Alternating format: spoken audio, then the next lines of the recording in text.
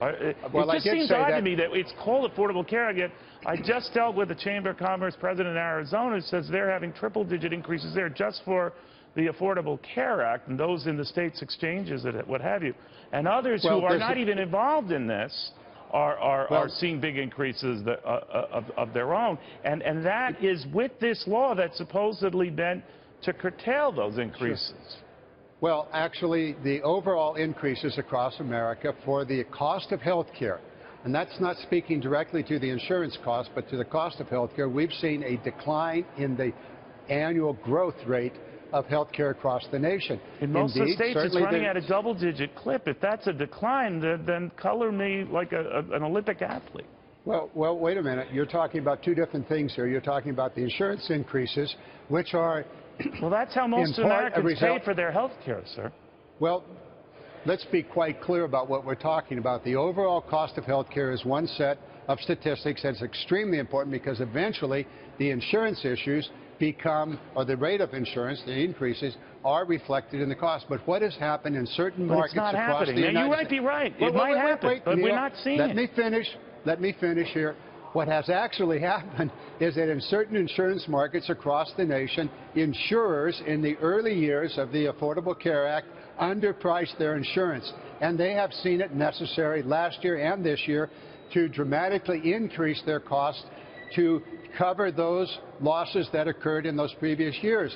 That's part of the insurance marketplace adjusting to the new laws that require... Well, you're not blaming it on just the insurance guys, right? Because anyone who can do basic math would have realized that if you're going to promise coverage for pre-existing conditions, keeping your kids on the policy longer, and providing all sorts of guaranteed benefits and not assume that the cost of that would go up exponentially, then that was at least a bill of goods that was sold to us. Well, right?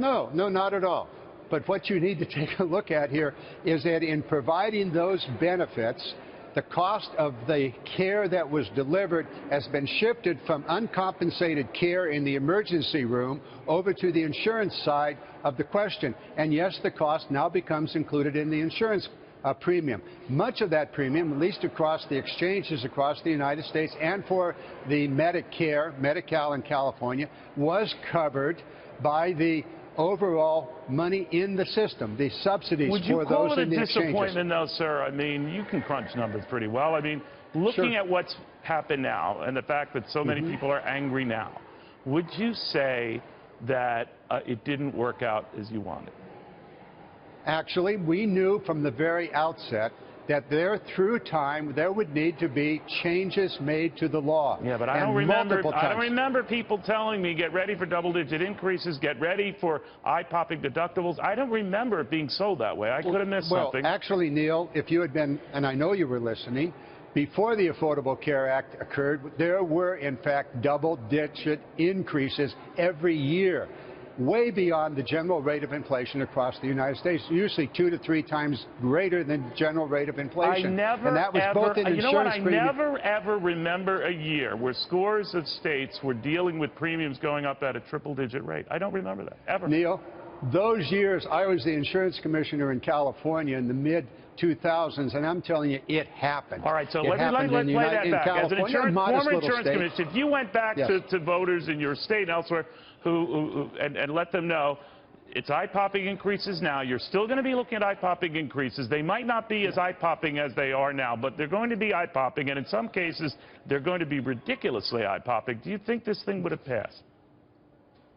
Actually, what I said then and what I've said today is that as a result of the Affordable Care Act, we have seen a reduction in the rate of increases of health care. There is absolutely no doubt that health care continues to increase substantially above the general rate of inflation. So we're bragging about the rate of increases not being what they were, even that's not borne out in state after state after state. No. We're bragging about the fact that costs are going up, but they would have gone up a lot more without this law. You simply cannot prove that. Yes, I can. I can go back to the statistical analysis that has been set in all of the insurance across the United States and in the general health care across the United States and show you but you're bragging about an increase that would have been a lot more had we not had the health care law. Absolutely true. It happens to be true. So what do you tell folks in Arizona? What do you tell folks in Georgia? What do you tell folks in North Carolina? What do you tell folks in Texas? Well, what I tell folks in those states is that their governor did not set up a proper insurance exchange. And because there was no insurance exchange set up in their states... You're down to 2 now because these exchanges were such a marvel.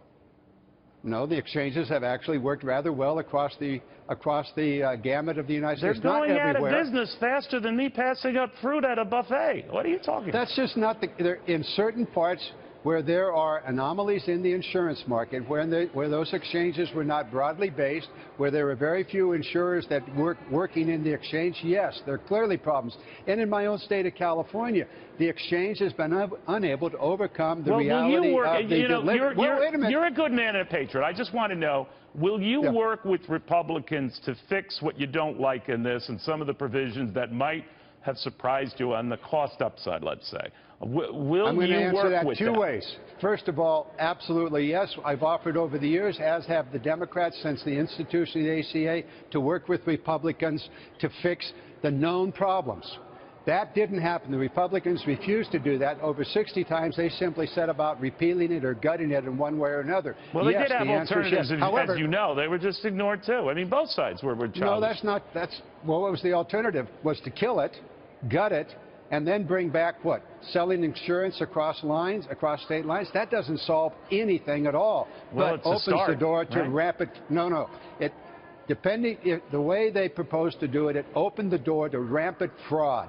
And insurance companies that did not have the substantial financial backing to pay the bills. And you don't think we have rampant fraud now and cost gouging going on now? Of course we have fraud across the United States. Of course there's gouging across the United States. But there is a framework in place called the Affordable Care Act that does provide for the regulation of insurance rates for the first time. You repeal the Affordable Care Act, and the regulation of insurance rates is gone. Period. It's gone. So, you want some increases? Repeal it. You want chaos? Repeal it. You want this insurance market, the private insurance market, which provides... Congressman, I don't want to jump in. We're going to go to a break whether you and I are chatting or not, but it's always a pleasure having you on. Agree or disagree? Never disagreeable.